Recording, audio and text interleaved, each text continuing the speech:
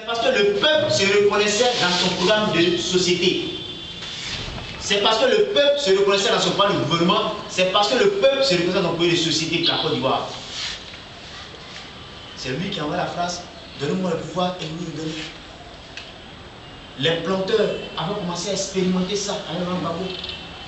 Les artistes n'en ont plus même pour chanson, dit même les paysans vont en boîte. Effectivement, l'école était devenue gratuite. Même la tenue scolaire n'était plus obligatoire. Parce que partant de son exemple, lui il a dit, lui, ses parents n'avaient pas les moyens financiers quand il était à l'école. Et c'est grâce à cette personne, Luc Gbagbo Laurent, il réussissait à aller à l'école. C'est-à-dire que les gens payaient, des personnes qui n'étaient pas ses parents, payaient sa tenue scolaire pour aller à l'école. Et quand on va à l'école, souvent à cause de la tenue scolaire, il y a une discrimination entre les élèves. Il y en a qui viennent les kaki bien dépassés. D'abord, les tissus ne sont pas de la même qualité. Les chaussures, les ceintures. Toi, ton kaki, tu es en 5e, tu peux utiliser ça jusqu'en 3e. Tu as grandi, même ça te saute. Ça crée la frustration. Il a donc pris un certain nombre de mesures allant dans l'intérêt général de la nation. En 2002, malheureusement, il est là. Mais en bon chef, en bon capitaine, Gbagbo Laurent n'a pas abandonné la vie. Il n'a pas abandonné la vie. Il a dit, il va mourir avec son peuple. Mais là où Chirac et un certain nombre de personnes lui proposaient des choses, un exil doré, il a préféré venir au combat avec son peuple. Ça c'est un chef. Là encore, il a réussi du moins à séduire le peuple ivoirien. Le peuple s'est accroché à lui. Le peuple a résisté avec lui. Comme toute entente, utilisant le prétexte des élections de 2010, la France s'implique militairement de façon active dans la crise ivoirienne. Et Gbagbo Laurent qui a attaqué, parce qu'il est déclaré vainqueur par le Conseil constitutionnel, Gbagbo Laurent, il est bombardé par les côtés français. Pendant 12 jours, sa résidence a été bombardée de bombes. Encore en bon chef, il n'a pas fui son domicile. En bon capitaine, parce qu'il avait dit hier, il ne sera jamais dit dans l'histoire que Gbagbo Laurent a fui. Et il a toujours dit, il y a des circonstances dans lesquelles la mort vaut mieux que le déshonneur. Une fuite, la lâcheté est un déshonneur. Gbagbo a honoré les Somalis. Il a été pris par les Blancs et il a été déporté à ces pays. Avant d'être déporté, il a été maintenu pendant des mois en prison à Korogo. Il dit qu'il ne voit même pas le jour. C'est-à-dire c'est quand il pleut, quand la pluie tombe sur le toit, c'est là lui il sait qu'il pleut. C'est-à-dire dans la maison, il n'y a même pas de fenêtre. C'est quand il pleut qu'il sait qu'il est en train de pleuvoir. Il ne voit pas le soleil. En dépit de son âge, l'homme est resté intègre. L'homme est resté digne. L'homme est resté grand d'esprit. Et aujourd'hui, Gbagbo Laurent, la CPI, il n'est pas question que notre mobilisation autour de lui là s'affaiblit. C'est maintenant, on doit redoubler d'efforts. C'est pourquoi depuis le monde entier, tout le monde est mobilisé autour de la cause du président Laurent Gbagbo. Le président Sangaré a dit, on dit qu'il n'appartient plus aux Ivoiriens, il appartient à l'humanité tout entière. Et je suis convaincu que très bientôt, comme Mandela, son nom là sera un patrimoine mondial de l'UNESCO. Parce que, rappelez-vous, quand en 1961, quand la lutte de l'apartheid en Afrique du Sud commençait à rencontrer des difficultés et que Mandela a pris sur lui l'engagement de créer une branche armée, Mandela a été traité de terroriste, de poseur de bombes. Rappelez-vous. Mandela, il a fait 27 ans en prison. Mais Mandela qui a été traité de tout le nom, Mandela en 1993 reçoit le prix Nobel de la paix. Quand il sort de prison le 10 février 1990. Il ne s'arrête pas, l'ONU ne s'arrête pas là. En 1997, l'ONU va instaurer ce qu'on appelle la journée mondiale. Les Anglais appellent ça Mandela Day. Ils appellent ça Mandela Day.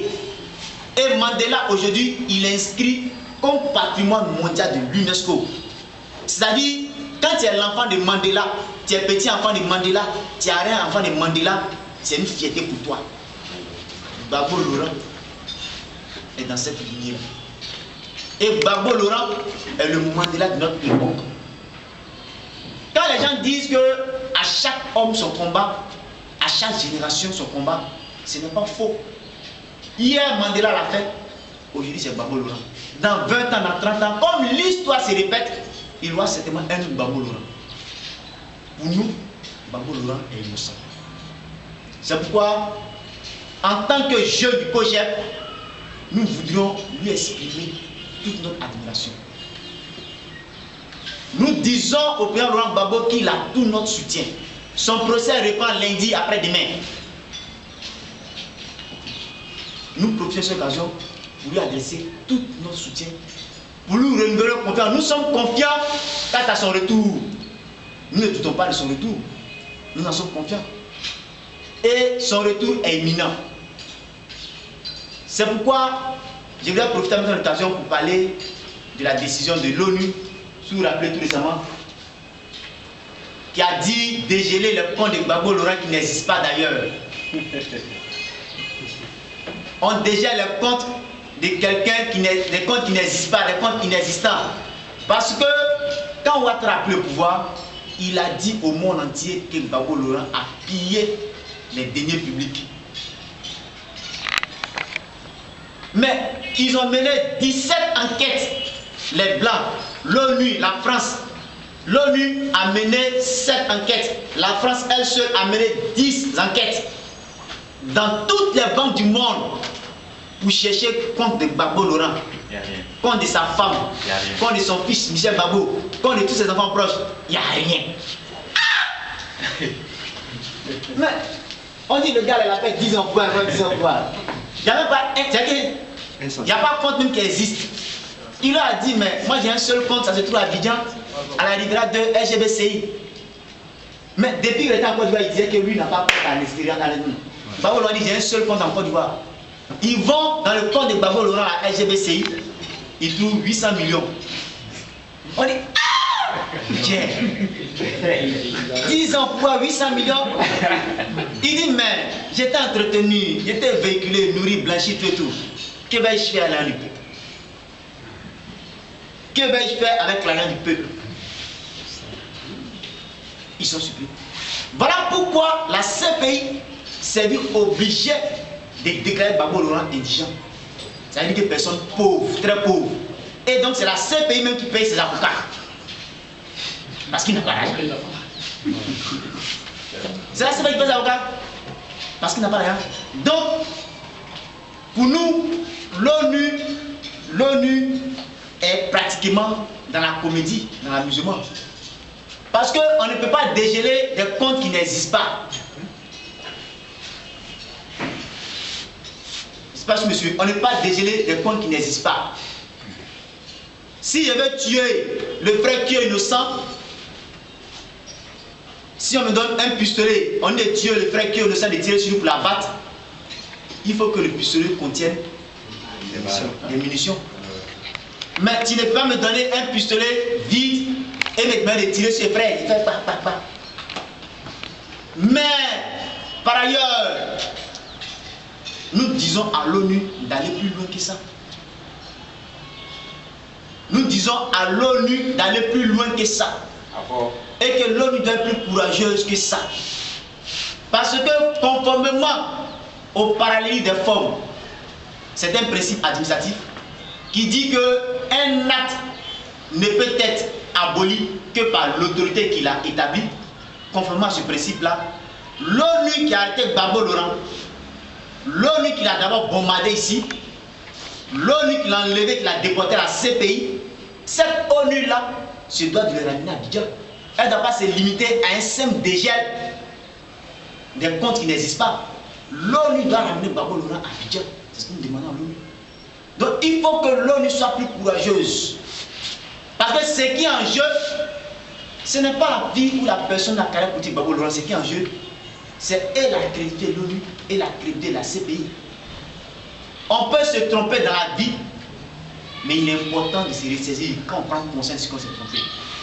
C'est Gali Chéri qui a chanté La honte n'a jamais tué. Oui. Il dit, j'ai oublié la phrase, mais on parle, il dit la honte n'a jamais tué. Il a cité beaucoup de choses, mais il dit la honte ça ne tue pas. Donc, l'ONU est en train de digérer sa honte. Quand elle finira de digérer sa honte, elle va libérer Gbagbo. Nous considérons ce tas de l'ONU là comme un signe imminent du retour très proche du Laurent Gbagbo. Ils ont commencé, ils vont terminer. Mais c'est un signe, d'ailleurs un grand signe annonciateur. C'est pourquoi nous disons que nous sommes confiants quant à la libération du Laurent Gbagbo. Il est important de laisser la Côte d'Ivoire retrouver paisiblement son charme d'attente, si attractif, et cela n'est possible qu'avec le retour du président Laurent Gbagbo.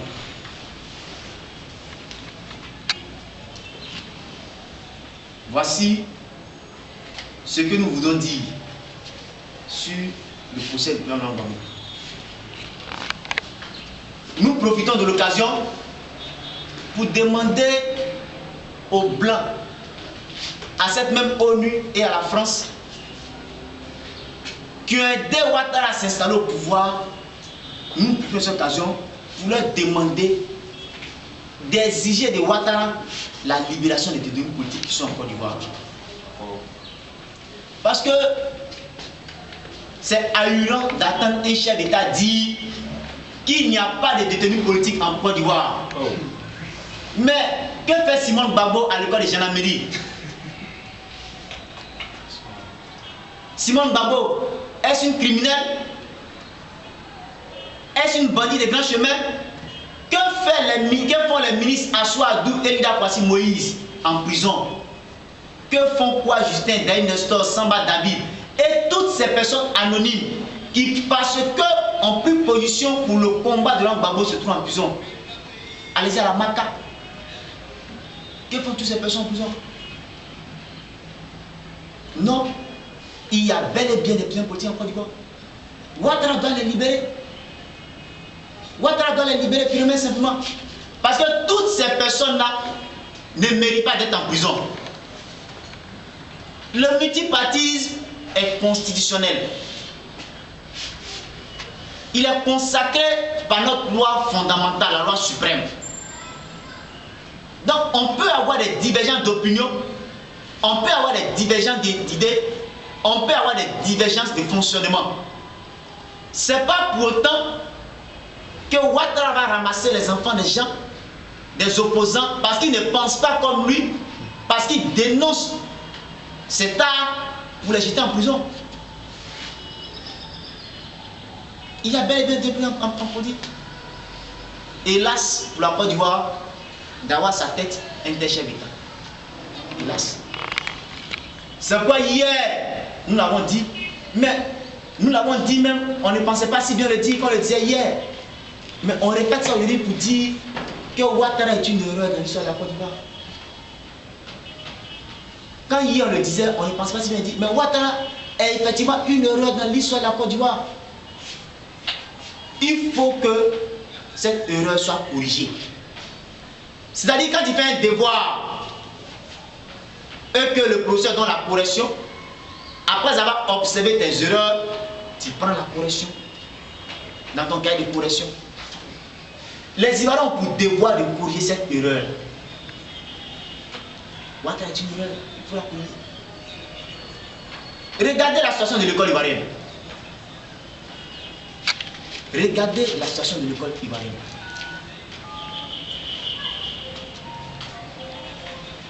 Ouattara dénie le droit de manifester aux étudiants et aux enseignants. Mais c'est sous ce régime on voit les étudiants emprisonnés. Sous Gbagbo Laurent, aucun étudiant n'a été emprisonné pour ses convictions politiques ou syndicales. On n'a jamais vu ça sous Gbagbo Laurent. Les libertés de pensée, les libertés d'association, les libertés de réunion, les libertés de manifestation, les libertés d'opinion sont dans notre constitution ivoirienne. Quand on prend la constitution ivoirienne, entre ses articles 7, 9, 10, 11 et 12, les 5 articles-là parlent des libertés de pensée, d'opinion, même des libertés de croyance. C'est-à-dire tu peux être chrétien si tu veux, tu peux être bouddhiste si tu veux, tu peux être musulman si tu veux, tu n'es rien, tu es animiste, tu t'en fous, toi-même tu crées ton Dieu, mais tu dis je suis Dieu. Et toutes ces libertés sont constitutionnelles. Ouattara les foule. Il est bafoué. On emprisonne des étudiants parce qu'ils revendiquent des conditions meilleures d'études. On emprisonne des enseignants parce qu'ils revendiquent l'amélioration des conditions de travail et de vie. Et il faut que ce soit sous les Ouattara pour qu'on puisse voir tout ça. L'avenir d'une nation dépend de la santé de l'école de cette nation. L'avenir d'une nation dépend de la santé de l'école de cette nation. Je m'explique. La relève, est assurée par l'école.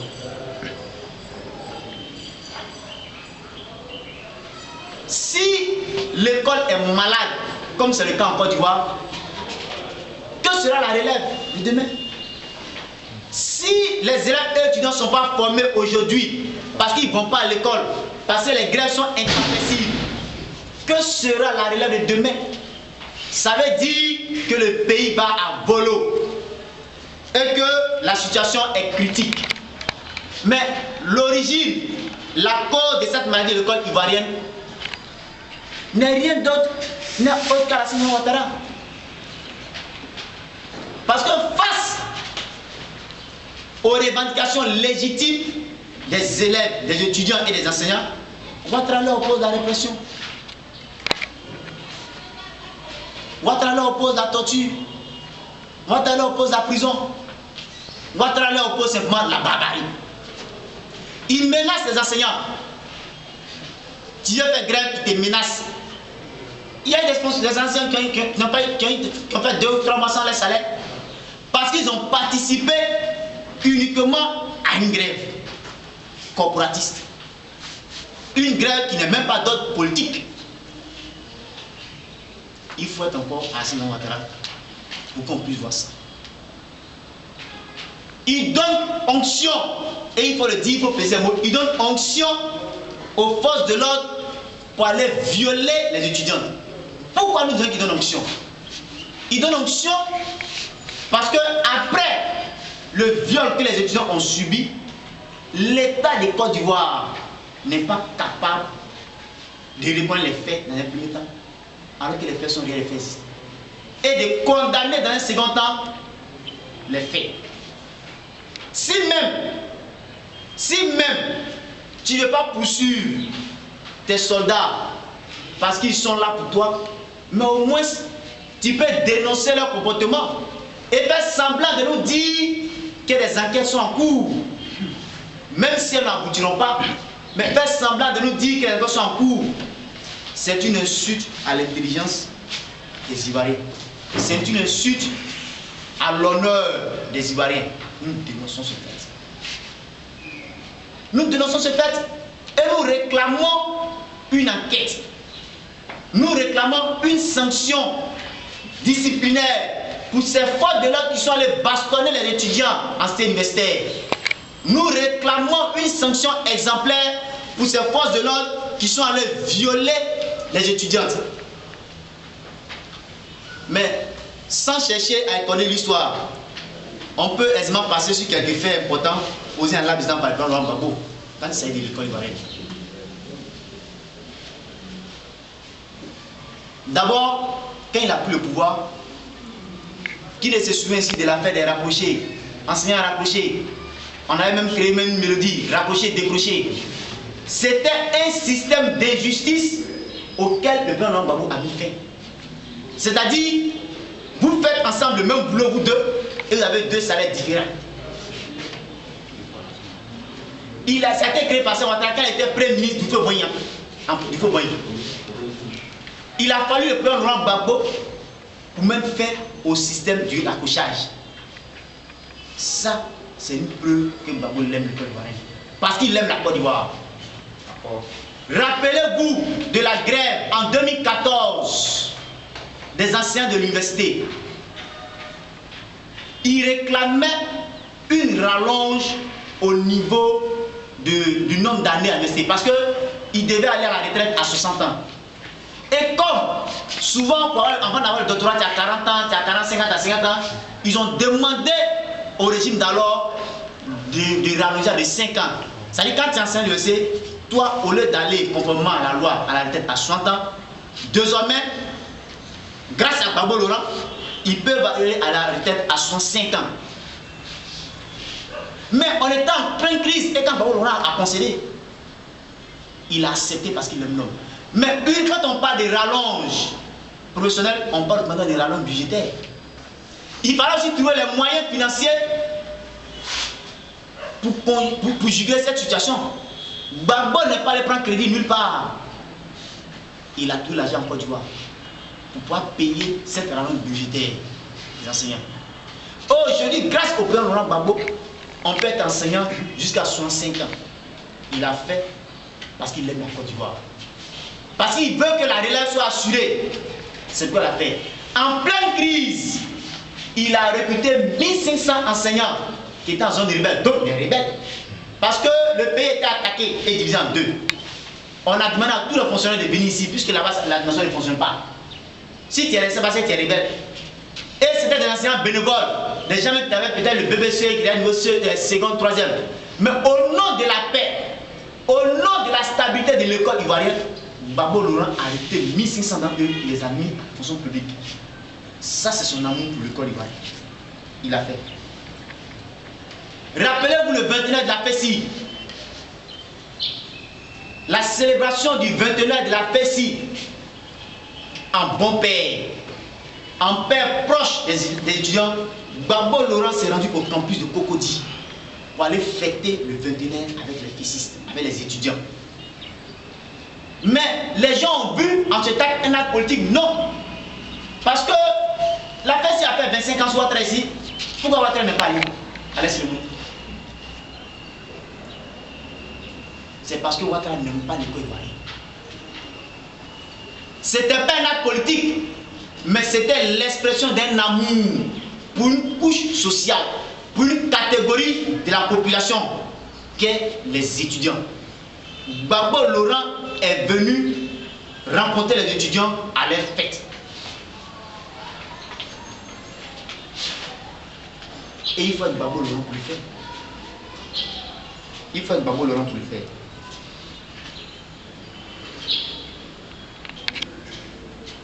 Je ne peux pas terminer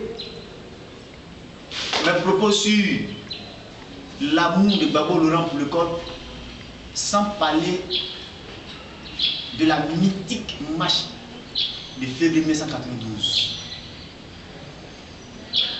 La marche de février 1992, organisée alors par le président Laurent Gbagbo. Pourquoi Gbagbo avait organisé cette marche?